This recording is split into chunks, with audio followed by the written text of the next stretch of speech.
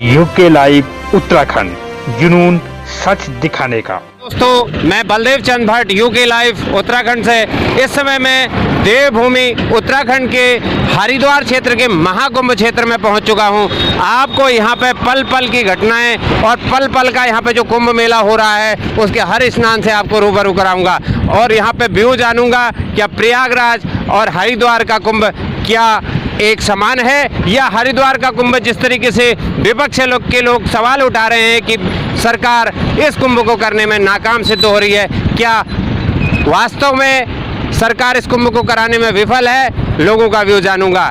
आइए हम यहाँ के कुछ समाज सेवी हूँ और यहाँ के कुछ लोगों से जानना चाहेंगे कि क्या हरिद्वार का कुंभ वास्तविकता में एक भव्य कुंभ, दिव्य कुंभ है या फेल होता हुआ नजर आ रहा है। नमस्कार, मैं इस समय हरिद्वार महाकुंभ में समाज सेविका श्रीमती मुकेश दीदी के साथ बैठा हूँ। लगातार जब कभी भी इस तरीके के आयोजन हरिद्वार में होते हैं, इनके द्वारा यहाँ पर समाज सेवा के कई कैंप यहाँ पे लगाए जाते हैं, तरह तरह के कामों पे हर जगह इनकी भागीदारी रहती है।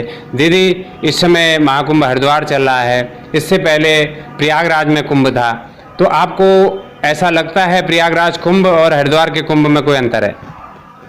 नहीं, अंतर तो कोई नहीं है, बट समय का अंतर है। उस समय कोविड-19 नहीं था, इस समय कोविड-19 है, तो इस वजह से थोड़ी लोगों को प्रॉब्लम है। लोग आने में हिचकिचाहट महसूस कर रहे हैं, जबकि ऐसा धरातल पर नहीं है। धरातल पर सब कुछ ठीक है। हम लोग यहाँ रहते हैं और नित्य घूमते भी हैं, देखते भी हैं, आम जनता आती भी है और कोई कोविड के केस भी नहीं है, लेकिन फिर भी थोड़ा एक भय का माहौल है। वो किस वजह से है, इस बारे में तो कोई ऐसी स्पष्टता मुझे नहीं दिखती, बट धरातल पर कुछ नहीं है। कुंभ मेले को सुरक्षित और एक सुसज्जित तरीके से करने के लिए जो सरकार ने यहाँ पर प्रयास किए हैं, क्या पूरी तरीके से सफल हैं? हाँ, प्रयास अच्छे हैं, सराहनीय हैं और निरंतर प्रयास करते नज़र आ भी रहे हैं। समय कम मिला आयोजन के लिए कोविड की वजह से, लेकिन फिर भी काफ़ी अच्छे प्रयास किए और काफ़ी सफल भी हो रहे हैं और सब अच्छा है। आपको ऐसा लगता है कि जो अभी शिवरात्रि पर प्रथम स्नान यहाँ पे था, काफ़ी अच्छा यहाँ पे गैदरिंग भी था, और अभी 12 तारीख को और 14 तारीख को 2 स्नान यहाँ पे लगातार हैं, क्या उससे भव्य होने के आसार हैं या उससे कम यहाँ पे गैदरिंग रहेगी? नहीं, गैदरिंग तो ज़्यादा ही रहेगी और इंतजाम भी ज़्यादा ही है, क्योंकि वो पहला स्नान था, उस पर उतना नहीं दिखाई दिया, लेकिन उससे सीख लेते हुए आगे के लिए प्रशासन काफ़ी मुस्तैद है और जगह जगह अच्छे अच्छे गेट भी बनाए हैं। और जो हमारा कुंभ एक आस्था का प्रतीक होता है, उसके आकार में एक चिन्ह भी रखा है जगह जगह। और पीने के पानी की व्यवस्था अच्छी होगी, सड़कें पूरी अच्छी हैं और जगह जगह अपने इन लोगों ने बैनर भी लगाए हैं, तो उससे ज़्यादा अब अच्छी तरीके से तैयारी है और मुझे लग रहा है कि इस बार अच्छे से लोग आएंगे भी और पूरा आनंद कुंभ का लेंगे। दीदी, आप समाज सेवा के क्षेत्र में काफ़ी लंबे समय से यहाँ पर काम कर रही हैं। विपक्ष यहाँ पर तरह तरह के मामले उठा रहा है कि केंद्र जो राज्य की सरकार है वो कुंभ मेला को यहाँ पर सही तरीके से आयोजित करने में विफल है, क्या मानते हैं आप? नहीं, मेरे हिसाब से ऐसा गलत है और विपक्ष तो ऐसे बातें करता ही रहता है, उनका काम ही ये करने का, इसीलिए उनको विपक्ष कहा गया है, जबकि ऐसा नहीं है।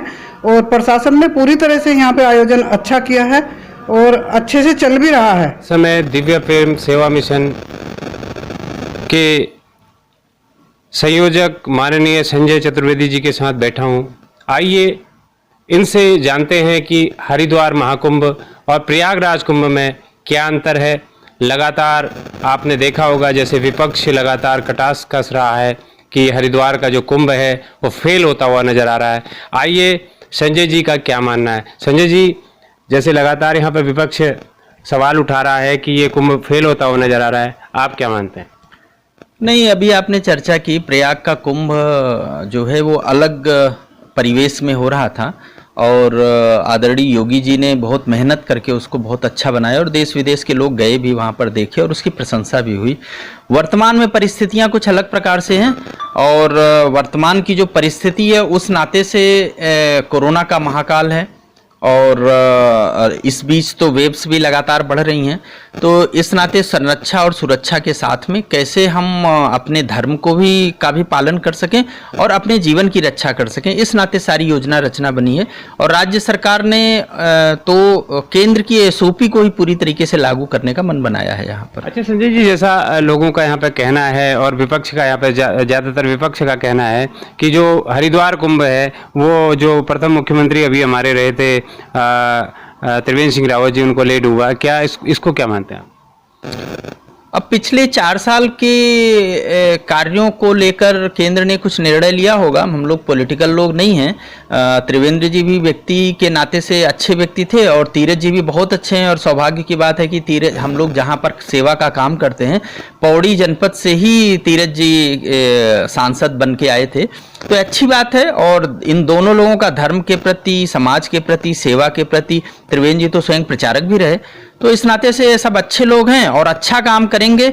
और जो दिखाई भी दे रहा है अच्छा आगे दिखाई देगा, और मुझे तो नहीं लगता कि आगे कोई ऐसी संशय होगी।